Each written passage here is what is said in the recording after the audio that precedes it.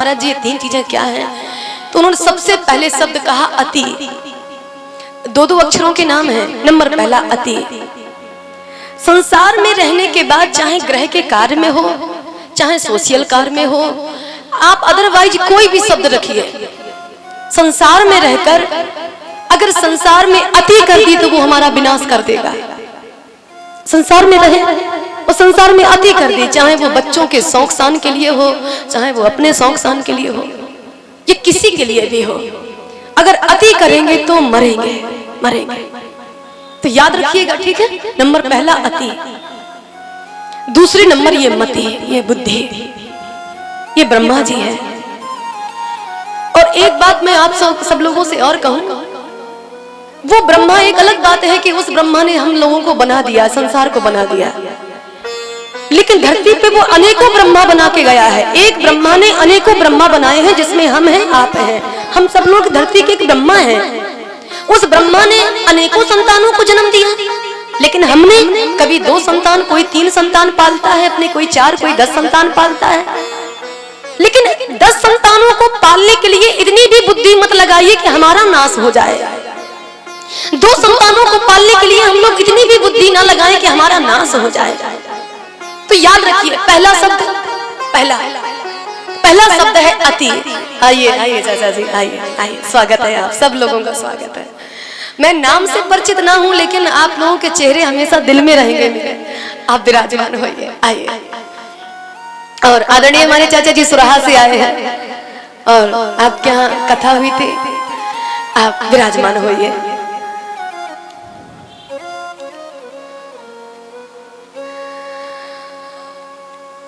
बोलिए राधा कृष्ण भगवान की। बहुत बहुत स्वागत है आपका, बहुत बहुत स्वागत है।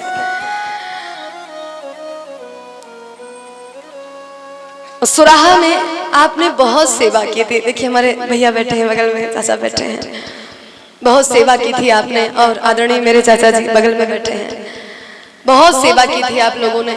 और बहुत कई वर्षों से वहां पे भागवत की कथा, राम कथा वहां पे बराबर चलती है। तो एक बार फिर से मेरे साथ जयकारा बोले, बोलिए वृंदावन बिहारी लाल की।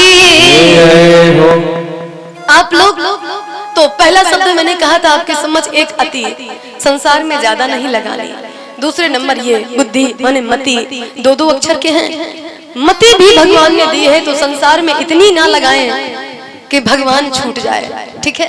किसानी भी करें, कथा भी कहें, जिसका जो व्यापार है वो करे, लेकिन इतना भी उसमें व्यस्त ना हो कि हमारा भगवान हमसे रूठ जाए। और आप लोग जानते हैं ये अति और मति, ये मति अगर किसी को मिली है ना, अति सबको मिल जाती है, लेकिन मति केवल इंसान को ही मिली है, सबको नहीं मिली। जानवर को ये मति नहीं मिली, ये मति नहीं मिली। अब विचार करें, जिस बेटी को हमने जन्म दिया है, हम जानते हैं ये हमारी बेटी है, लेकिन जानवर जो अपने संतान को जन्म देता है वो बाद में भूल जाता है कि मेरा बेटा है, मेरा पुत्र है। इसके लिए अगर ये मति भगवान ने दी है तो संसार में इतनी ना लगाएं कि भगवान चला जाए छोड़ करके। और तीसरा शब्द है गति। गति, गति माने चाल, ठीक है? इतना भी संसार में ना भ्रमण करें, इतना भ्रमण ना करें। रामचरितमानस में एक चौपाई दी गई है, कर नित करें राम पद पूजा, राम भरोसे हृदय नहीं पूजा। और जाना भी है तो कहाँ जाया जाए? तो तुलसी बाबा ने शब्द को कहा है, चरण राम राम तीरथ चल जाए। जाना है कहीं, अगर आपको गति बनानी ही है आपको, तो फिर चरण राम तीरथ चल जाइए। तो क्या होगा इससे? राम बसहु तिनके मन माही। राम जी जिनके ये हाथ आपकी सेवा में निरंतर व्यस्त रहे, ये पैर अगर कहीं जाए तो मात्र धर्म स्थान पर ही जाएं, जैसे आप लोग चलकर आए हैं ना।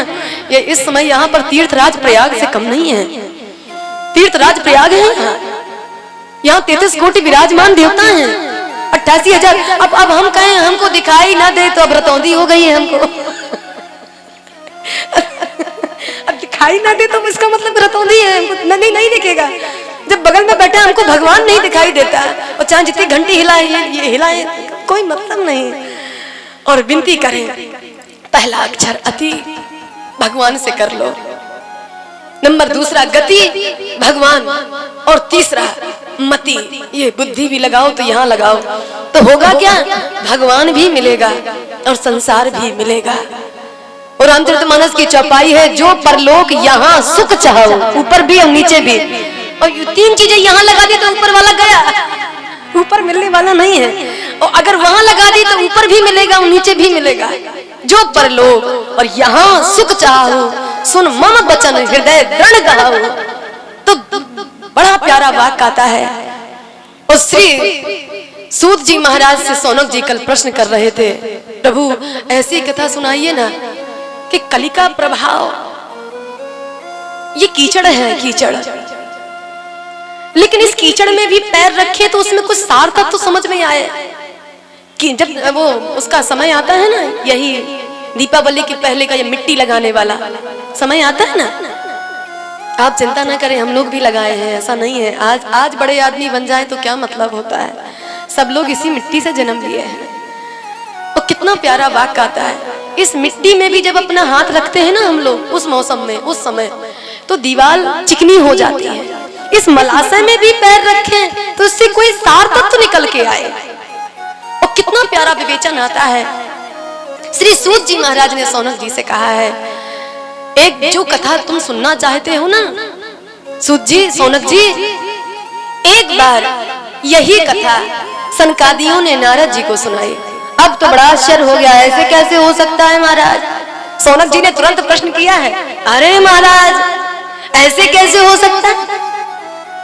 नारद जी ने कथा सुनी, और जानते हैं नारद जी कौन हो? तो बोले कौन है? बोले महाराज नारद जी वो हैं कि जो एक जगह कभी ठहरते ही नहीं है, और जो ठहरते ही नहीं है। तो आखिरकार नारद जी ने फिर ये कथा सुनी कैसे भाई, जिसका ना मन ठहरे ना जिसका तन ठहरे तो वो कथा सुन ही नहीं सकता। तो फिर नारद जी कथा को कैसे सुन लिए? तो भाव बड़ा प्यारा आता है। बोले एक बार की बात नारद जी ने अपना बीड़ा उठाया, तो बीड़ा उठा करके संसार सागर में ये देखने के लिए आए कि आखिरकार किसके घर में भजन होता है और किसके घर में नहीं होता। तीर्थों में देखें कितना सत्य बचा है, देखें कहाँ पर कथा हो रही है, कहाँ पे परमात्मा का ध्यान हो रहा है। और नारद जी जब धरती पर आए, मैं एक विनती आप लोगों से और करूंगा, सुनिएगा।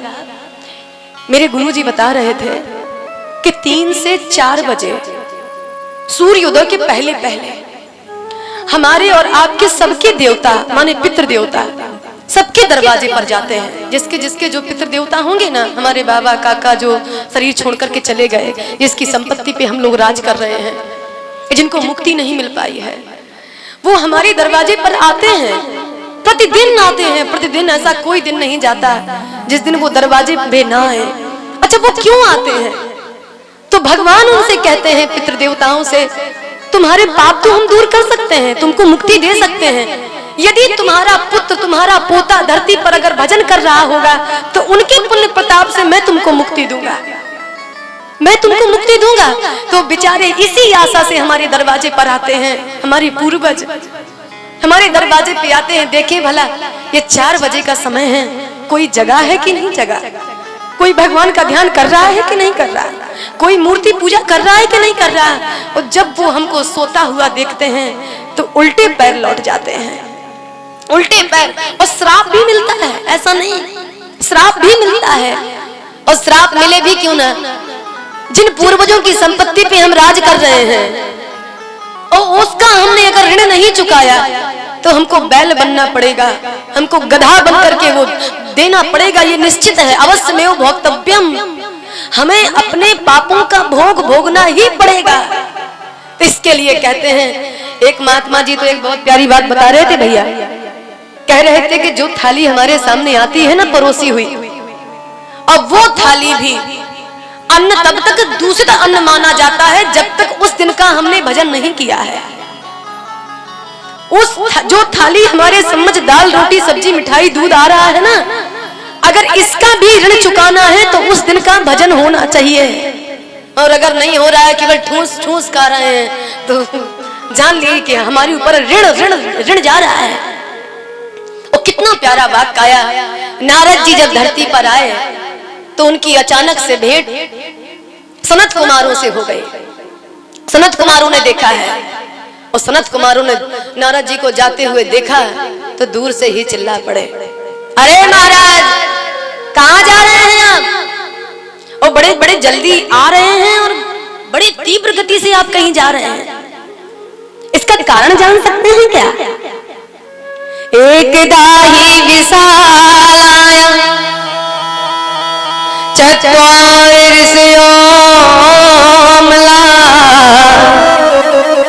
सत्संगार्थ समायाता दधिस्त्रोत नारद। और नारद जी को जैसे ही देखा आवाज दे दी, कथम ब्रह्म दीन मुखम कुतश्चिंता तरो भवान् त्वरितं गम्यते कुत्र कुतश्च गागमन् तव। हे ब्राह्मण देवता, आपका चेहरा इतना उदास, इतना मलिन। एक बात कहूं मैं आप लोगों से, सुबह जगते ही जिसका चेहरा एकदम से खिला हो, उसके चेहरे पर हंसी हो, आनंद की लहर हो, उस दिन वो कोई भी कार्य करे, ये संतों का भाव है। अचानक किसी दिन हम ही लोगों का मन उदास होता है और हम लोग ये नहीं जान पाते कि आखिरकार कारण क्या है, आज उदास क्यों हैं हम लोग।